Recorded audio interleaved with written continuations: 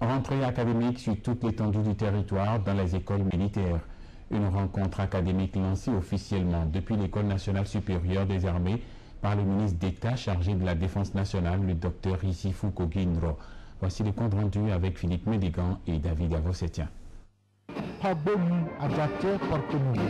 C'est cette historique ville aux 3 rangs qui a accueilli le 19 octobre 2010 les manifestations entrant dans le cadre de la rentrée académique des écoles de forces armées du Bénin. Pour cet événement d'importance, c'est à partir de l'École nationale supérieure des armées que le top a été donné en présence des généraux, officiers supérieurs, membres du haut commandement militaire, officiers, sous-officiers, gendarmes et militaires de rang.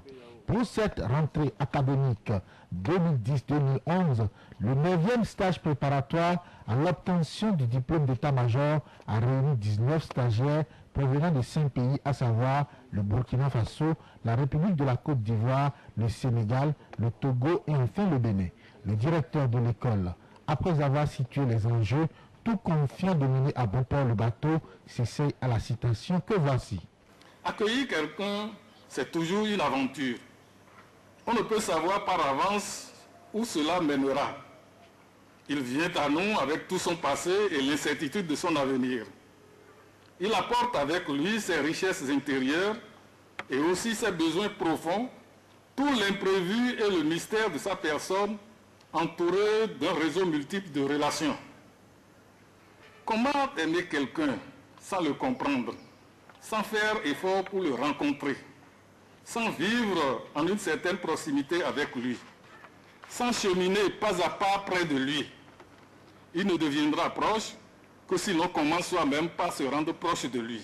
De quoi sera fait ce stage? Le ministre d'État chargé de la Défense nationale en parle. Le 9e stage préparatoire à l'obtention du diplôme d'état-major, auquel vous prendrez part pendant les 9 mois à venir, dans un cadre pluridimensionnel, vous permettra, j'en suis sûr, de maîtriser les méthodologies rédactionnelles et opérationnelles afin de pouvoir tenir n'importe quel poste dans un état-major en temps de paix, de crise ou de guerre.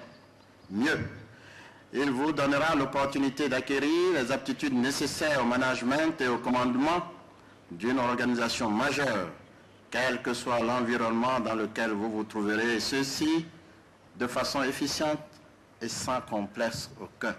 Ce stage n'est pas une fin en soi. Ces messieurs, une fois terminés, ne seront pas que des militaires, mais aussi et surtout des cadres supérieurs, des intellectuels au service du développement de leurs pays respectifs.